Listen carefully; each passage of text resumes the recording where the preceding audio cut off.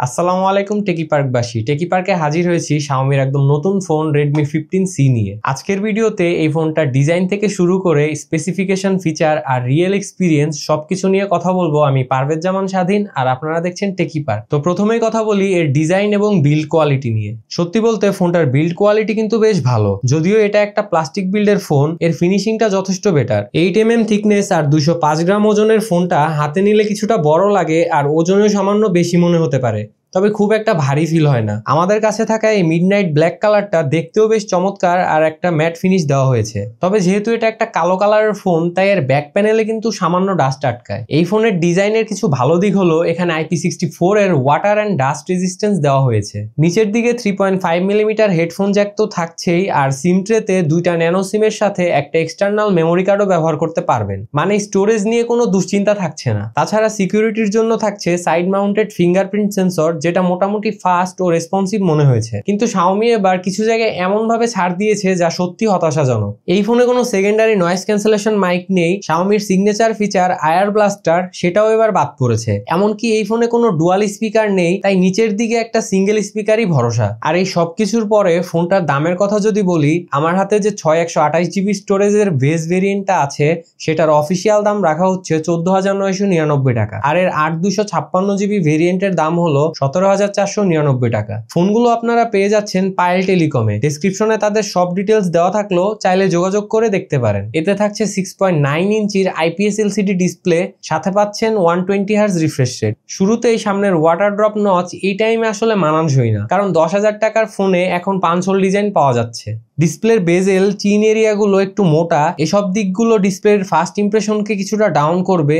যদি টেকনিক্যাল দিক ও real life experience সম্পর্কে বলি, তাহলে 120Hzটা ক্রোমে পায় না। ইউএফও টেস্ট করে আমরা চেক করে দেখেছি, শুধুমাত্র সেটিংসে 120Hzটা কাজ করে, আর ইউআইতে 90Hz, আর বাকি সব জায়গায় 60Hzটাই মেইনলি কাজ করে। তাছাড়া ব্রাইটনেস এক্সাক্ট কত নিটস দেওয়া সেটা শিওর না, তবে 600 নিটস HBM ব্রাইটনেস থাকার কথা। নর্মালি ইনডোরে কোনো প্রবলেম ফেস করিনি, তবে আউটডোরে সামান্য ইস্যু হতে পারে। তাছাড়া ডিসপ্লের কালারগুলো ভালো ছিল, ভিউইং অ্যাঙ্গেল ঠিকঠাক, ব্ল্যাক লেভেলটাও অনেক ডিপ।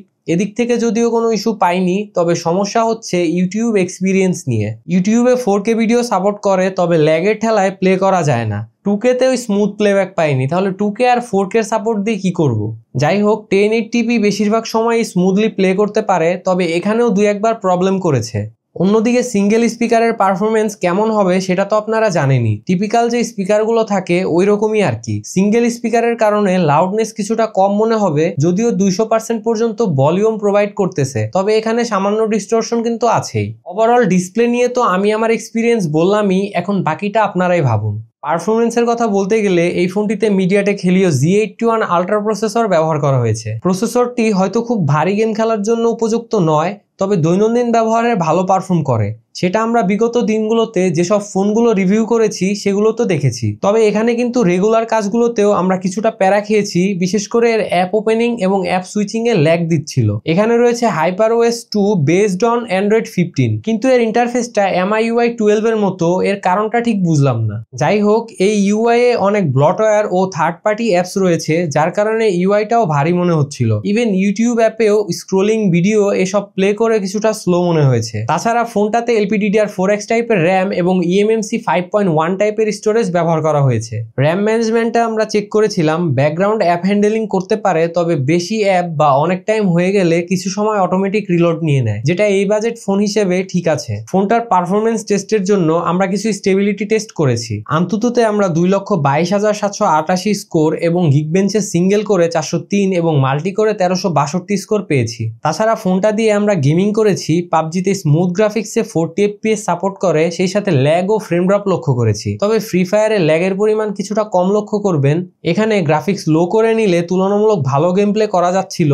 অন্যদিকে ফুটবলে স্ট্যান্ডার্ড গ্রাফিক্সে 60 FPS সাপোর্ট করে, তবে এখানেও ল্যাগের দেখা পাবেন। সব মিলিয়ে বলতে গেলে এর পারফরমেন্স মোটামুটি চলনসই, তবে হেভি গেমিং এর জন্য না হলেও নর্মাল ইউজারদের জন্য এটা বেশি কিছু মিস করবে না আশা করি। ক্যামেরা নিয়ে যদি বলি, এর 50 মেগাপিক্সেলের মেইন ক্যামেরা দিয়ে ভালো ভালো ছবি আসে, তবে বেশি রোদে ফেসে একটা রেডিশ টোন দেয়। তাছাড়া এক্সপোজার এবং ডিটেলস ভালো, তবে ডাইনামিক রেঞ্জটা চলে আর কি। ওভারঅল মেইন ক্যামেরা যথেষ্ট ভালো, খারাপ বলা যাবে না। পোর্ট্রেটের ছবিগুলোতে ব্লারনেস কিছুটা কম, সেই সাথে 2x এর সাপোর্টও নেই, যার কারণে পোর্ট্রেটের ছবিগুলো এভারেজ লেগেছে। রাতের বেলা নাইট মোডের ছবিগুলো এভারেজ, এখানে নয়েজ এবং গেনের দেখা পাবেন। সেলফি তোলার জন্য সামনে একটি 8 মেগাপিক্সেলের ক্যামেরা আছে, যা দিয়ে ভালো মানের ছবি তোলা যায়, আর এর ছবিগুলো দেখতে ভালোই লাগে, ডিটেলসটাও গুড এনাফ। ভিডিওর ক্ষেত্রে 2K এর সাপোর্ট নেই, তাছাড়া সামনে এবং পেছনের ক্যামেরা দিয়ে 1080p 30fps এ ভিডিও রেকর্ড করা যায়। সেই সাথে এতে কোনো EIS বা OIS নেই, তাই স্টেবল ফুটেজ পাবেন না, তবে বাজেট অনুযায়ী চালিয়ে নিতে পারবেন।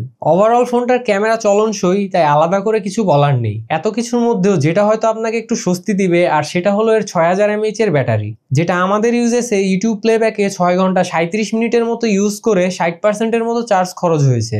নর্মাল ইউজেসে এটা 8 থেকে 9 ঘন্টার বেশি SOT দিবে। ব্যাকআপটা ভালোই পাওয়া যাচ্ছে, তবে 6000 mAh হিসেবে আর একটু বেটার হলে ভালো হতো। চার্জিং এর কথা বললে ফোনটা চার্জ করার জন্য বক্সের মধ্যেই 33 ওয়াটের চার্জারটা পেয়ে যাচ্ছেন, আর এটা দিয়ে 1 ঘন্টা 40 মিনিটের মতো সময় লাগবে ফোনটা ফুল চার্জ হতে।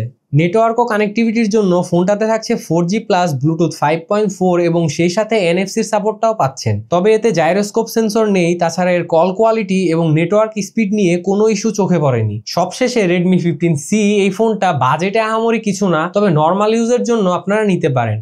আর হ্যাঁ, এই বাজেটে মার্কেটে আরো ভালো অপশন আছে, চাইলে সেগুলোও দেখতে পারেন। তো এই ছিল আজকের ভিডিও, দেখা হবে পরবর্তী ভিডিওতে। সেই পর্যন্ত ভালো থাকবেন, সুস্থ থাকবেন, অ্যান্ড মোস্ট ইম্পর্টেন্টলি টেকি পার্কের সাথেই থাকবেন।